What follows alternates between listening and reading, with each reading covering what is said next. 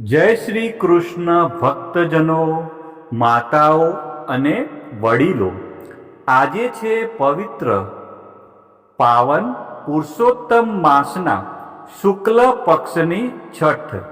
તો આ સુદ છઠના શુભ દિને માણીએ પુરુષોત્તમ માસની મહાત્મ્ય કથાનો છઠ્ઠો અધ્યાય અને ધનબાઈ મનબાઈની વાર્તા। અધ્યાય છઠ્ઠો। પ્રભુ વિષ્ણુ ભગવાનની વિનંતી। નારદ બોલ્યા, હે નિર્દોષ નારાયણ, વૈકુંઠના અધિપતિ વિષ્ણુ ભગવાને ગોલોકમાં જઈ શું કર્યું હતું એ સાંભળવાની ઈચ્છા છે, તો કૃપા કરીને તે મને કહો। શ્રી નારાયણ બોલ્યા, હે નારદ, વિષ્ણુ ભગવાન અધિક માસની સાથે ગોલોકમાં ગયા। ત્યાં જે બન્યું હતું તે તમને કહું છું, તે તમે સાંભળો। એ ગોલોકની વચ્ચે શ્રી કૃષ્ણ ભગવાનનું મંદિર છે। તે મણિમય થાંભલાઓથી શોભતું છે। શ્રી વિષ્ણુ ભગવાને તે દૂરથી જોયું, એના તેજથી અંજાઈ આંખો બંધ થઈ જવા લાગી। ધીમે ધીમે આંખો ઉઘાડી ધીમા પગલે તે આગળ ચાલ્યા। અધિક માસને પાછળ રાખ્યો હતો। ભગવાનના મંદિરે પહોંચી અધિક માસ આનંદયુક્ત થયો। અંદર જઈને વિષ્ણુ ભગવાને તરત જ શ્રી કૃષ્ણ ભગવાનને નમસ્કાર કર્યા। લક્ષ્મીપતિ વિષ્ણુ ભગવાને બંને હાથ જોડી સ્તુતિ કરી। શ્રી વિષ્ણુ ભગવાન બોલ્યા, વ્યાપક ગુણોથી પર ભક્તો સમક્ષ પ્રગટ થનારા અને ગોવાળનો વેશ ધારણ કરતા આપ ગોવિંદને હું વંદન કરું છું। આપ વૃંદાવનની વચ્ચે રાસમંડળમાં રહો છો। આપની સુંદર આકૃતિ ત્રણે ઠેકાણે વાંકી ઉભેલી જણાય છે। આપ બે ભુજાવાળા, હાથમાં મુરલી ધારણ કરનાર તથા પીળા વસ્ત્રો પહેરો છો। આપ અચ્યુત ભગવાનને હું વંદન કરું છું। એમ સ્તુતિ કરી વિષ્ણુ ભગવાન શ્રી કૃષ્ણ ભગવાનની આજ્ઞાથી એમના પાર્ષદો દ્વારા સત્કાર પામી સિંહાસન પર બેઠા। શ્રી નારાયણ બોલ્યા, હે નારદ, શ્રી વિષ્ણુ ભગવાને કરેલ ઉપરયુક્ત શ્રી કૃષ્ણ સ્ત્રોતનો પ્રાતઃકાળે ઉઠીને જે પાઠ કરે છે તેના સર્વ પાપો નાશ પામે છે, અપકીર્તિ નાશ પામે છે અને લાંબા કાળ સુધી સત્કીર્તિ રહે છે, અને તે જીવન પર્યંત સુખ સંપત્તિથી સમૃદ્ધ રહે છે। શ્રી વિષ્ણુ ભગવાને ત્યાં બેઠા પછી એ અધિક માસને શ્રી કૃષ્ણ ભગવાનના ચરણ કમળમાં નમન કરાવ્યું। તે વખતે શ્રી કૃષ્ણ ભગવાને પૂછ્યું કે આ કોણ છે? એ કેમ રડે છે? ગોલોકમાં વસનારા બધાએ સદા આનંદથી વ્યાપ્ત રહે છે, છતાં હે લક્ષ્મીપતિ, એને એવું તે કયું દુઃખ છે કે તેની આંખોમાંથી આંસુઓ વહી રહ્યા છે અને તે ધ્રુજી રહ્યો છે? નવા મેઘમંડળ જેવા મનોહર શ્રી ગોલોકનાથ શ્રી કૃષ્ણ ભગવાનનું વચન સાંભળી સિંહાસન પરથી ઊભા થઈ શ્રી વિષ્ણુ ભગવાને મળમાસનું સમગ્ર દુઃખ કહેવા માંડ્યું। શ્રી વિષ્ણુ ભગવાન બોલ્યા, હે વૃંદાવનને આનંદિત કરવામાં ચંદ્ર સમાન શ્રી કૃષ્ણ ભગવાન, આપની સમક્ષ આ અધિક માસનું દુઃખ હું કહું છું। એ સ્વામી વગરનો છે, એને કોઈ અધિષ્ઠાતા નથી, 12 મહિનાઓએ તિથિઓ, કાષ્ટાઓ તથા લવ વગેરે કાળ અંશોએ આને તિરસ્કાર કર્યો છે. સર્વ પ્રાણીઓ, વનસ્પતિઓ, નદી નાળા, સરોવર વગેરેએ એને ધિક્કારે છે. આ સૂર્યની સંક્રાંતિથી રહિત છે અને આ નધણિયા તો મલિન મળ માસ સદા શુભ કર્મોમાં ત્યજાય છે અને આ મહિનામાં સ્નાન કરવું નહીં તેવું સર્વ સ્વામીના ગર્વવાળા કહે છે અને તેને તિરસ્કારે છે. આથી તે મરવા તૈયાર થયો, પણ બીજાઓએ તેને મારી પાસે મોકલ્યો છે, તેથી અમારા શરણે આવ્યો છે. ખરેખર આનું દુઃખ દૂર કરવું અશક્ય છે. આપના ચરણ કમળને શરણે આવેલો કોઈ પ્રાણી કદી શોક કરતો નથી. એ વચન મિથ્યા કેમ થાય?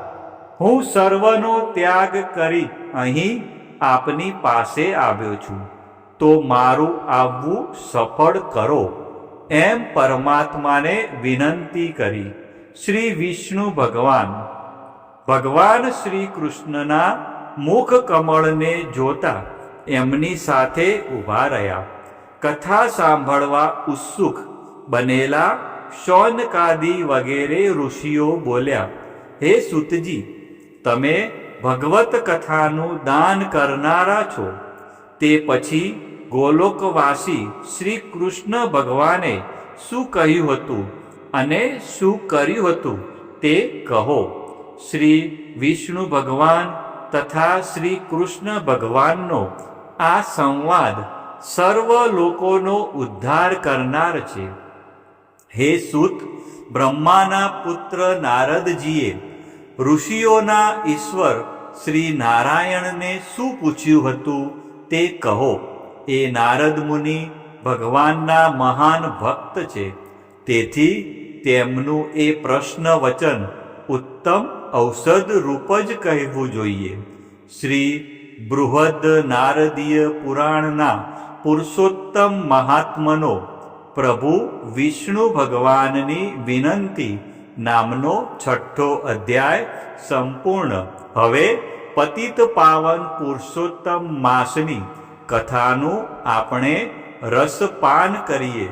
તો આપણે હવે સાંભળશું ધનબાઈ મનબાઈની વાર્તા.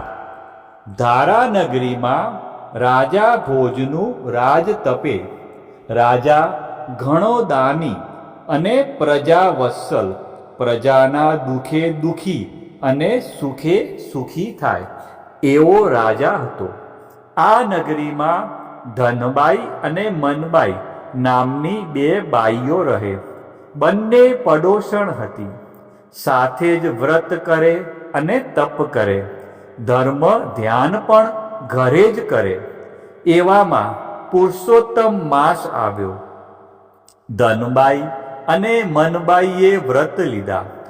બંને રોજ શ્રીપા નદીમાં સ્નાન કરવા જાય. નાહીને પ્રાર્થના કરે. ધનબાઈ નાહીને બોલે કે મને ફળજો ભોજ ભોપાળ.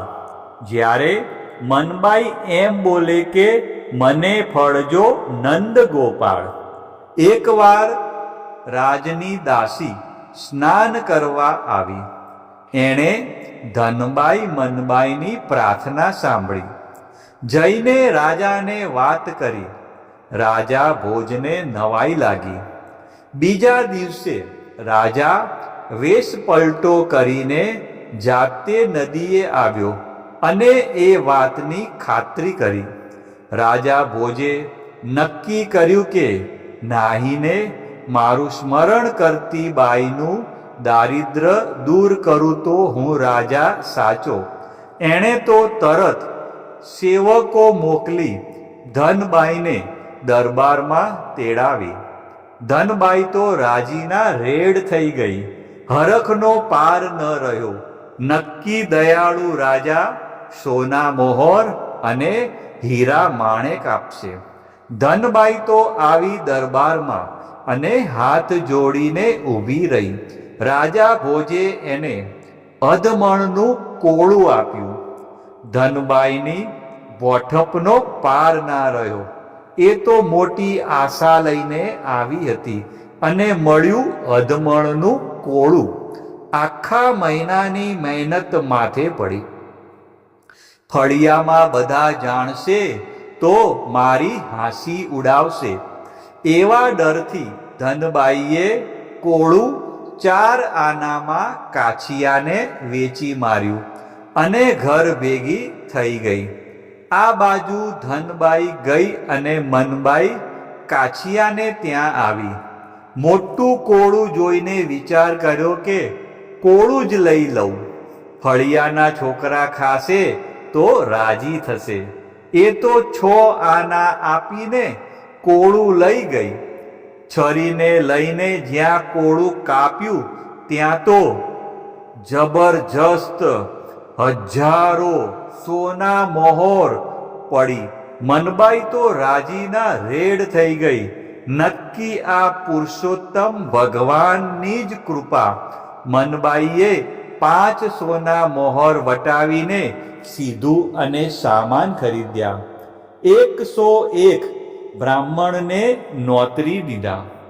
જમાડીને મોં માગી દક્ષિણા દીધી. બ્રાહ્મણો તો મનબાઈનો જય જયકાર કરવા લાગ્યા. આ જય જયકાર વેશ પલટો કરીને તમાશો જોવા આવેલા રાજા ભોજે સાંભળ્યો. ધનબાઈને બદલે મનબાઈનો જયકાર સાંભળીને એને નવાઈ લાગી. તપાસ કરતા જાણવા મળ્યું કે ધનબાઈએ તો કોળું 4 આનામાં વેચી માર્યું હતું. રાજા સમજી ગયા કે જેના ભાગ્યમાં ના હોય એને ભૂપ પણ ન આપી શકે. ધનબાઈને આ વાતની ખબર પડી ત્યારે એની આંખ ઉઘડી ગઈ.